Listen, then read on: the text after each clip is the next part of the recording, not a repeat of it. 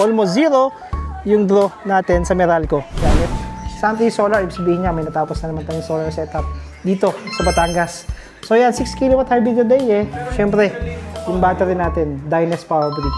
So tara, check natin yung load ni client. Ngayon, alas 4 na.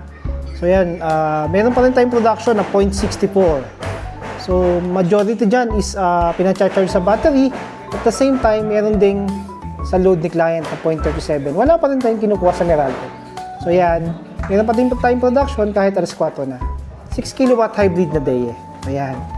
Yung setup natin, nandito sa isang wall ni client. Yan, pakalinis. Ito natin pinadaan yung ating PB wire, tsaka AC wires dito sa gilid, sa kisame, para nakatago siya. Malinis. Siyempre, meron tayong pilot light. Yan, open lang natin. DC, DC SPD, AC, AC SPD. Naka-MTS tayo since Meralco naman. And syempre, yung battery breaker natin, YRO. Yan. Syempre, branded lahat yan. YRO and Santry brand. Yan. Okay. Yan. Yung setup natin, yan, napakalinis. So, wall natin. So, pakita ko naman sa inyo yung solar panel sa taas, yung grounding, at syempre yung meter ni client kailangan hindi gumagalaw or zero siya. Ito yung ating 12 pieces na solar panels dyan sa taas. So maganda yung roof dito ni client, naka-inclined at the same time walang shading. So ito yung grouping natin, 8 dito and 4 naman dito. Dito natin yan pinadaan yung ating flex cone dito sa may kisame na rin para malinis na malinis. Pag kaya natin padaan sa kisame yung flex cone natin, pinapadaan natin para malinis yung ating build. Ito yung ating grounding rod. So dito tayo nag-grounding dito sa part na to.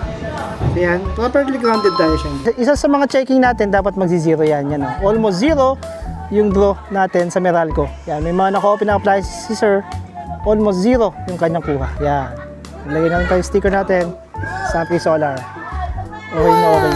Para may tago natin yung wall. Sa kisame.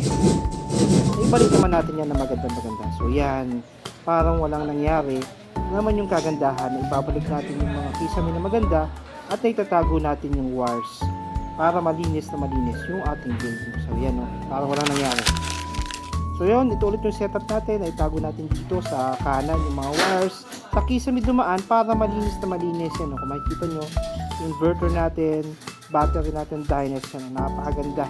Yan yung setup natin dito sa Batangas City. Yan, okay, makalinis yung gawa natin dito. Hindi kaya lobot na ako. Ito naman yung ating day app.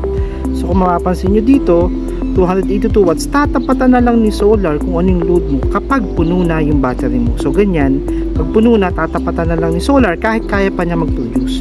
So dito, around 49% yung battery nung umaga. So hindi naubos ni client.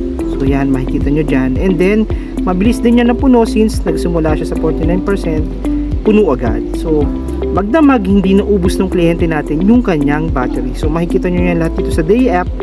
Even nung previous day, na-draw niya lang hanggang 30%. So yan yung blue line, dyan nyo makikita sa lahat. So dito nakikita nyo is around 5 PM siya nag-draw ng battery. So yan, hindi rin niya naubos. Na kumuha lang si client nung unang araw since 30% yung factory charge ni Dynes, kaya mga bandang madaling araw kumuha na siya. But after nun, hindi pa rin kumukuha sa grid yung ating client after nating ma-install. So yan. So kung magtutuloy-tuloy ito, magiging maganda yung next billing ng ating client sa Meralco. So ganyan, makikita mo lahat yan basta may internet since connected yung ating inverter sa inyong home wifi. So hindi nyo na makikita yan pagka nawala ng internet or nagbago kayo ng password. So yan. Makikita mo yan kahit saan man ikaw sa mundo. Yan. So, thank you po sa client natin. Napakasarap naman ng lunch natin dito. Mang Inasal, sobrang thank you sa iyo client. Thank you bossing. Maraming salamat. So ito pala yung client natin. Siya yung isa sa may-ari nitong Urban Piso Wi-Fi. Napakabait nitong client natin. So yan no. Napakalupit ni bossing. Ito yung kanyang mga binebenta. Napakalupit yan no. Piso Wi-Fi, Urban Piso Wi-Fi. So thank you sa iyo bossing. Maraming salamat po sa inyo ni ma'am. Thank you po.